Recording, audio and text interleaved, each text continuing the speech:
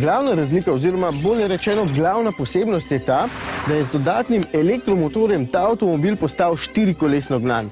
Seveda še ni pravi kleni terenec, je pa dovolj zmogljivejši, da je to njegova največja posebnost.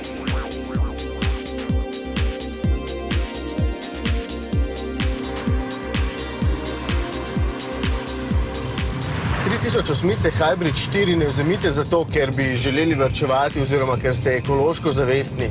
Porabila bo le malenkost manj kot običajna dizelska različica, to je med 6 in 7 litrov, razen seveda, če se veliko vozite po mestu. Tam je poraba nič, vsaj dokler gre na baterije, kar v praksi pomeni nekaj kilometrov z zelo nežno nožico in ne hitreje kot 50 km/h. Več tisočakov razlike v ceni, namreč samo porabo nikoli ne boste dobili nazaj. Tudi dodatnih 20 oziroma največ 27 kW moči, ki jih ponudi elektromotor, naj ne bo odločujoči. Ta avtomobil v praksi ne deluje bistveno bolj živahno kot običajen 2-litrski HDI.